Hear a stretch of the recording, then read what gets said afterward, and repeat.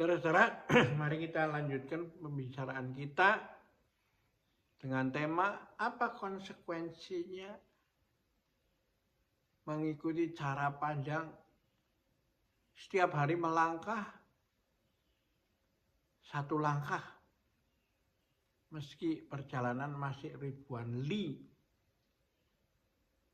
dan kita tidak tahu apakah akan sampai ke neraka, surga, atau nirwana, karena semua itu terserah masing-masing punya kepercayaan toh. Kita hanya sadar bahwa kalau kita mau baik ya kita memberi dulu dalam bentuk setiap hari berbuat baik. Ya, meskipun banyak rintangan, gitu, dan cemoohan orang tuh. Kalau kita berpendapat ya setiap hari berbuat jahat aja sudah, hedonisme tuh, menikmatin aja, ya itu kan sudah finish kan, itu sudah cerita lain lagi kan, gitu. Tapi kalau orang yang masih dalam hati nuraninya berpendapat bahwa setiap hari satu langkah, ya, dan setiap hari berbuat baik untuk mengamankannya supaya hidup kita di masa depan bahkan sesudah mati itu menjadi lebih baik, kan? Nah, kita kaitkan sekarang pada hubungan guru dan murid. Guru itu yang mempunyai ilmu. Murid adalah yang mencari ilmu. Nah,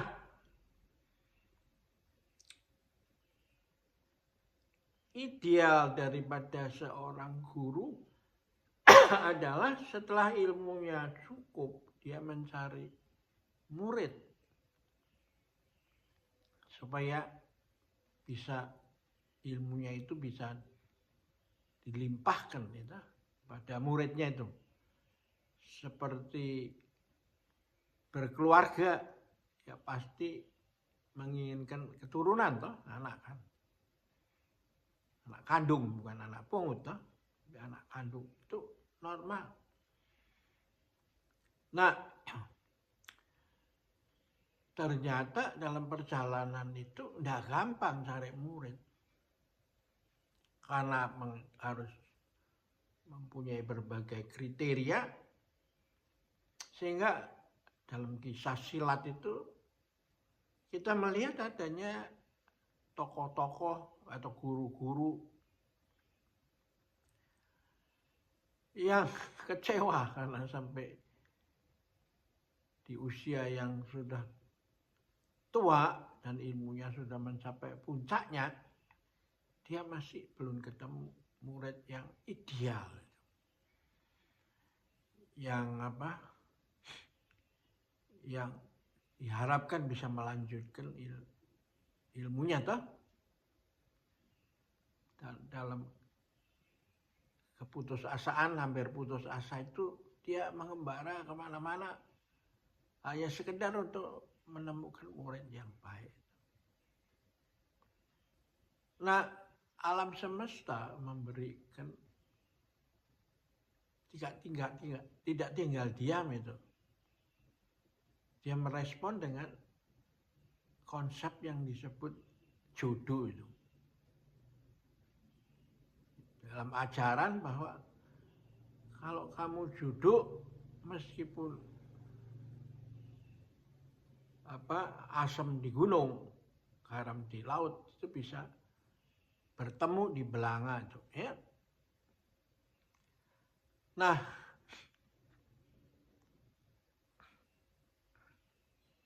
meskipun jarak Anda jauh dengan murid, itu pasti ada jalan semesta, mestakung, yang mempertemukan itu. Karena kalau tidak ada jodoh itu, maka meskipun kita berselisipan, kita nggak akan melihatnya itu. Ya begitu aja selisipan. Tapi mestakung itu adalah bagaimana lika-liku itu yang disebut jodoh itu mempertemukan guru dan murid itu. Dan demikian pun dari sudut murid itu. Murid mencari guru ini, tapi belum puas pindah lagi terus mencari. Sampai akhirnya oleh mestakung itu semesta mendukung dia dipertemukan itu. Dan terjalin proses belajar dan mengajar itu ya. Dengan berbagai liku-likunya yang bisa kita lihat di dalam kisah-kisah silat itu toh. Jadi konsepnya setelah gurunya matang, muridnya datang. Bagi si murid, setelah muridnya matang, dia akan bertemu dengan gurunya. Nah, bagaimana selanjutnya setelah melimpahkan ilmu itu tuntas itu? Sang guru ketika tiba waktunya mengatakan, tolong kamu pergi ke pasar beli makanan untuk kita makan, ya toh? Makan siang ini, ya toh? Dalam cerita silat itu tambah dengan biasanya arak, minum arak. Nah, ketika muridnya pergi ke pasar dan kembali ke rumahnya setelah selesai, dia menemukan gubuk yang didirikan bersama saat untuk mengajar itu kok sudah terbakar itu. Dan si guru itu sudah tidak ada itu. Nah, ini menarik dalam kisah silat itu. Karena kalau tugas sudah komplit, untuk apa menunggu murid lagi? Karena Anda sudah melimpahkan semua ilmu guru pada muridnya. Nah, muridnya juga setelah kembali, ya saya sudah menguasai ilmu dari guru. Nah, itu sudah cukup, sudah finish. Untuk apa saya worry mencari kok gurunya hilang itu. Nah, itulah sebagai bagian dari skenario Jalan Langit itu. Ya. Jalan Langit dengan caranya sendiri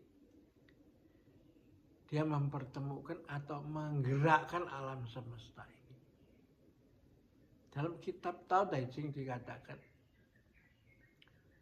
Jalan Langit itu adalah mencari tempat terendah. Seperti air disebut, mengalir mencari tempat yang terendah. Jalan manusia